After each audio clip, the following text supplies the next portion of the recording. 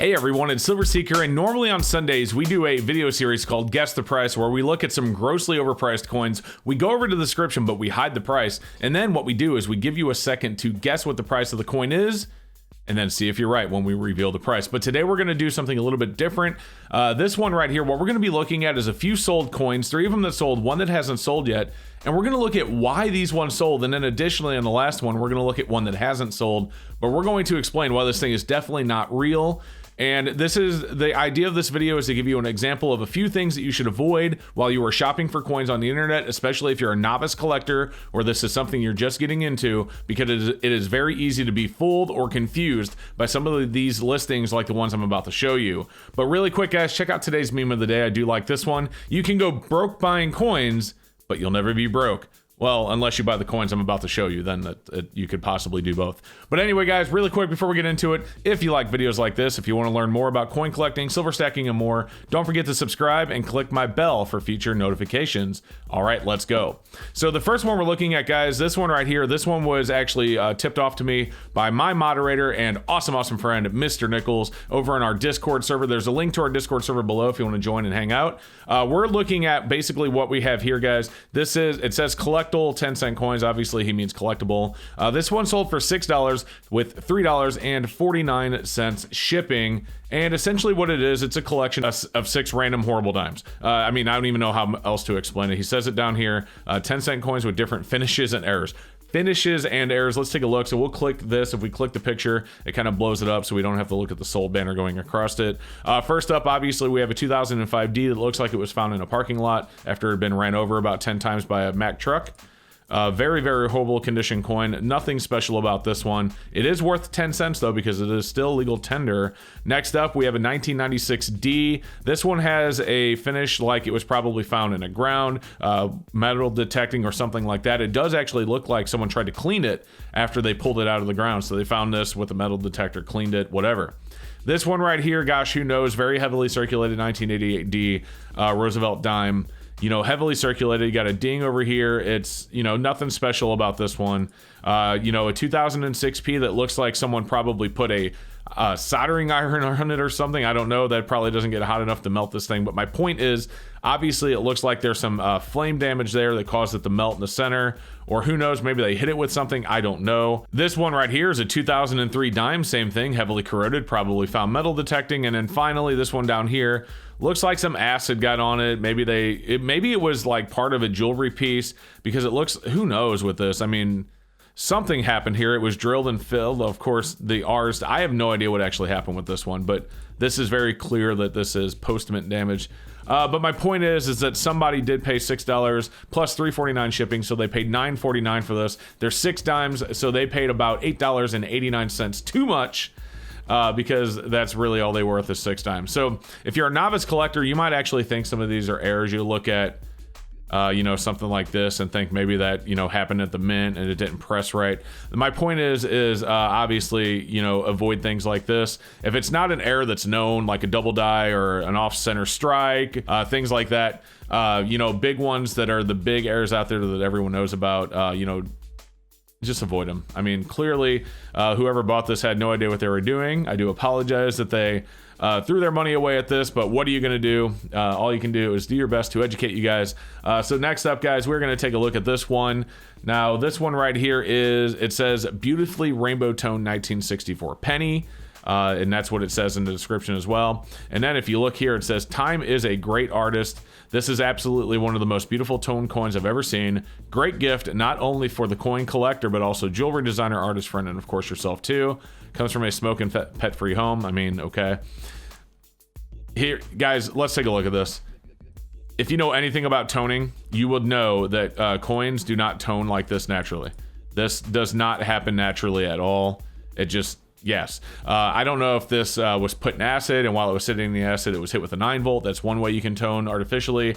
Some people will put them in the oven. Some people will put a blowtorch on them. There's 1.5 million different ways that you can tone a coin, especially a copper one. If it's a nice one in the first place, like in 1964, they were all copper because you can put a lot more heat to it before it starts to melt. Unlike the modern pennies that are made of zinc, if you put a blowtorch to a modern penny post 1982, it's going to melt the zinc, and we all know this. But you could definitely use heat. There's a million ways to tone this. Now, if you look at this, there's two different pictures here, and I want to show you something.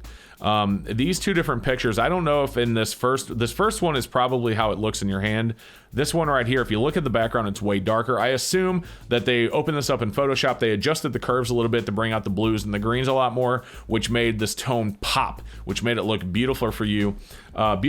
But again, you know, clearly not a real tone. So when you're looking for toned coins, if you see stuff like this, just know that coins do not tone this way. If you're interested in learning about how coins can tone, go look for PCGS, NGC certified toned coins. You can get images of them all over the internet, and that will help you give an idea of how coins can actually tone. This clearly is not a real tone. So someone paid $23 plus $3.49. So someone paid $26.49 for shipping, $26.49 with shipping. In my opinion, they paid $26.48 too much, because this is worth a penny. Cool looking tone, not real at all. I mean, maybe I'd give $1 for it if I wanted to put it in a piece of jewelry, but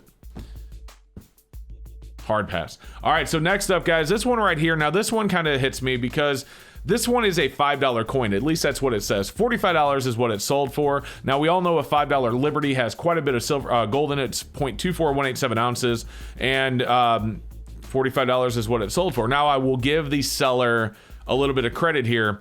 They put 1829 $5 Liberty rare coin, novelty coin collection, no return or exchange, 22 karat gold plate. So they're calling out that it's a novelty. They're calling out that it's gold plated.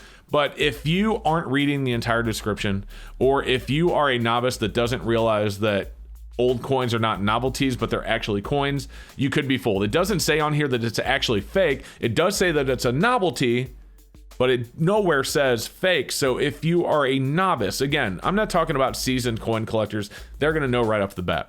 But novice coin collectors may not understand that novelty means fake in the coin world. If there's a novelty $5 gold piece, then it's a fake $5 gold piece. And if you didn't read far enough down here to see 22 karat gold plate, or if you don't understand what plating means, generally I believe most people probably know what plating means. But somebody didn't, because somebody paid $45 for this. These replica coins shouldn't go for more than a couple of bucks a piece. $45 plus $3.49 shipping. They really should have just paid the shipping and got the coin for free, because I would have sent this in a envelope for 50 cents, 55 cents, whatever, plus a 15 cent no machinable stamp. My point on this one is clearly be wary. If it's too good to be true, it's too good to be true. That is absolutely the case with this $5 gold coin, $45. And yeah, so be wary, guys. Learn a little bit before you buy things like this. Again, if you didn't read the whole description, or if you just misunderstood something in the description, you could be fooled. It'd be nice if they would have put not a real coin or fake coin or something somewhere in there, but of course they probably know it would have been a little bit harder to sell. And if you notice, they put no return, no exchange, so they know that when someone gets this, they're going to take it to a coin dealer or something, find out it's fake, and then want their money back. Not happening here. All right, and they did list it was plated and then it was novelty, so I'm sure Mercari would side with the seller in this case, because they did. But if you don't know what you're looking at, you're going to get fooled.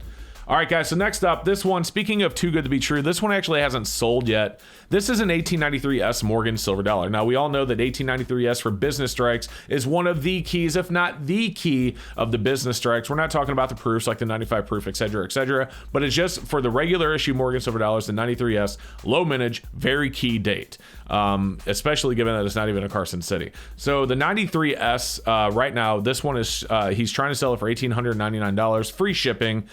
First thing we're going to look at is the coin itself. So to me, this does not look legit. This looks like it's probably a cast. If you look at the stars here, the detail in the stars is very, very rough. Clearly not a very good press on this coin right here. Probably cast. The reverse as well. If you look at the breast feather, there's no wear at all on the eagle's wings, but the breast feathers are flat. What's going on there? Because they're casting this, they're not getting a whole lot of detail out of it. So you don't even need to look for this one. You don't need to look for the indicators of it being a fake one, because I can tell just looking at this photo that this is fake. Now, they do try and fool you because they put it on a scale and show you that it weighs 26.72 grams, dead on for what this thing is supposed to weigh.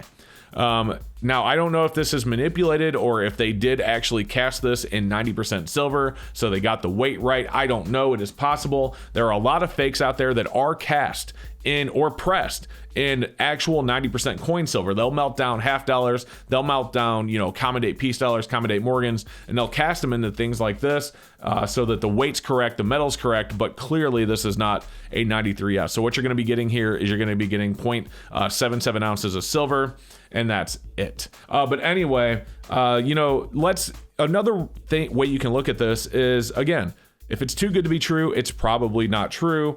And the reason I say that is because let's take a look at the value of this coin. I'm going to open up my 2020 November gray sheet. We're going to take a look at the 1893S on the gray sheet right now, and you'll see what I'm talking about. Okay, guys, so I got my gray sheet open. You can see we are on the Morgan silver dollars, 92, 93, 94, etc., etc. Right here is our 1893S. Not all those, but this one right here.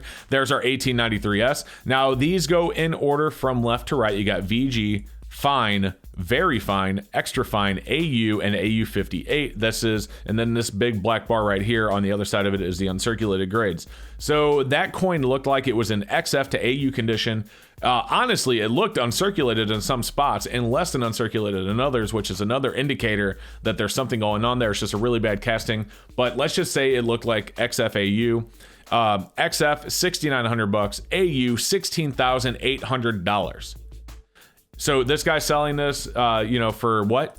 Let's close it. $18.99? No.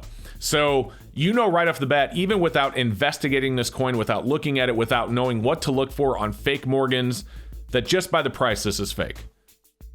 It's that simple. So guys, that is what I had for you today. That's just some things that you need to be looking out for if you're out there as a novice coin collector or a coin buyer, and you're looking to get into the hobby. You got to be careful. There's a lot of people out there that are going to try and fool you, whether it's through creative wording like the couple of first examples or even the third one, or if it's just straight up selling you a fake coin like this 1893S here. I wouldn't buy this thing for $1 because it's fake. I wouldn't put this in a, some people are like, well, it'll fill the hole in a book that I'll never fill. No, just don't do it. Just stay away from things like this.